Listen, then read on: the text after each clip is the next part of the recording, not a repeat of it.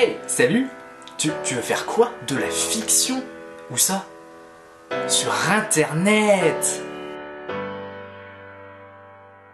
Pour commencer, te montre pas en tête qu'il faut avoir obligatoirement fait une école de ciné pour pouvoir créer. Oublie ça, c'est une idée reçue. Regarde autour de toi, il y a des tonnes de youtubeurs qui sont autodidactes. Ils font pas tous de la fiction, ok. Mais certains qui sortent d'école de cinéma comme Guillaume Desjardins de la chaîne Rouge Vert Bleu ou Les Parasites te diront que c'est pas franchement nécessaire. Déjà, fais le point. Si t'as la motivation, t'as déjà fait la moitié du chemin. Et si tu cherches une structure pour te lancer, participe à des festivals ou fais un film que tu présenteras dans le cadre d'une option cinéma que tu présenteras à ton bac. Te décourage jamais et fais ce qui te plaît.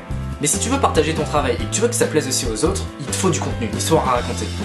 Tu captes? Il y a plein de vidéos sur YouTube qui vont t'expliquer point par point comment réussir un bon scénario. T'aimes les vidéos de François Descraques et de Sofiane, t'auras une excellente base. Et maintenant, tu as tout pour te lancer dans cette merveilleuse aventure.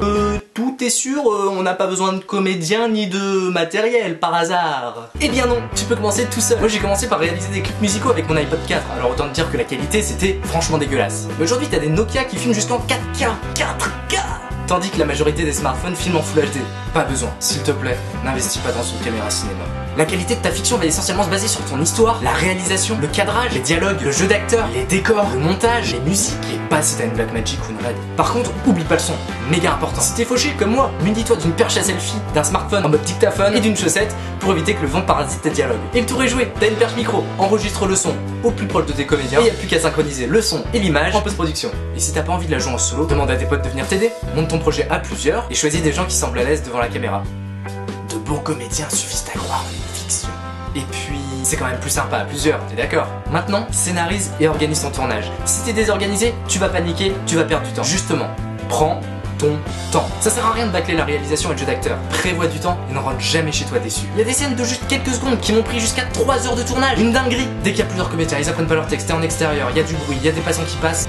Oui, des passants qui passent. Oui, tu m'as compris. Un tournage, ça prend du temps, mais ça vaut le coup. Les meilleurs souvenirs sont des tournages. Après, faut évoluer. Continue de réaliser des vidéos, des courts-métrages. L'expérience fait des miracles. Tu vas apprendre de tes erreurs et si tu les vois pas, ton public saura te dire qu'est-ce qui va pas. Accepte les critiques et va de l'avant. Analyse comment tu peux résoudre les problèmes que tu rencontres et emprunte un autre chemin pour ta prochaine réa. En parallèle, c'est mon conseil, regarde plein de films, plein de courts-métrages. Inspire-toi, analyse, copie et crée-toi ton propre style au fil du temps. D'ailleurs, il y a plein de chaînes YouTube qui m'inspirent et qui m'aident dans mon travail. Et je te les présenterai dans une autre vidéo. Pour progresser et être encore plus productif, fixe-toi des deadlines. Respecte-les au moment du tournage avec un assistant réel qui va motiver tes équipes. Aussi, tu peux participer à des 48 heures projects. Il y en a plein en France. Il faut écrire, tourner et monter un film en 48 heures. Participe à un maximum de festivals et fais-toi connaître. Tu feras certainement de belles rencontres avec des personnes qui partagent la même passion que toi et ton travail sera de plus en plus reconnu. Alors pour ce qui est du matos, peut-être veux-tu aussi évoluer sur la qualité que tu proposes à ton public. Le matos cinéma, ça coûte cher. J'ai commencé avec mon iPod Touch, puis je me suis acheté un petit caméscope JVC. J'ai attendu 3 ans avant de m'acheter mon premier réflexe, puis encore 2 ans avant de m'offrir un boîtier pro. Entre temps, j'ai aussi investi dans des lumières, des sacs, des objectifs, un trépied, un steadicam. J'ai tenté de fabriquer un travelling, mais j'ai fini par en acheter un. Une perche, un enregistreur son, un micro. Mais quand on est jeune, on n'a pas de thunes, alors sois malin, trouve un job d'été, demande du matos à Noël, à ton anniversaire, monétise tes vidéos ou réalise des pubs locales, commence gratuitement, puis une fois que le bouche à oreille a fait ton éloge, tu peux instaurer un prix. Perso, j'ai réalisé plusieurs vidéos pour mes potes, j'ai déjà réalisé 4 clips musicaux et 2 vidéos de défilés de mode. Et crois-moi, quand les gens font appel à toi, ça signifie que ton travail est apprécié. Et ça fait plaisir. J'ai une question Quentin, c'est bien beau d'écrire et de tourner, mais là j'ai toujours pas ma vidéo au final. Pour ce qui est du montage, pas besoin de savoir monter. Tu peux être débutant. Tu peux commencer avec Windows Movie Maker pour PC et iMovie pour Mac. C'est des logiciels assez intuitifs et gratuits. Et une fois que tu as les bases, tu peux passer à la version supérieure avec Final Cut pour Mac ou Sony Vegas. Mais mon bébé à moi, c'est plutôt Premiere Pro.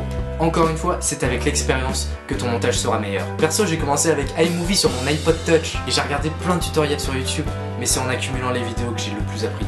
Pour finir, je dirais qu'il ne faut quasiment rien pour pouvoir commencer à réaliser des fictions, tant la passion et la motivation viennent à l'action.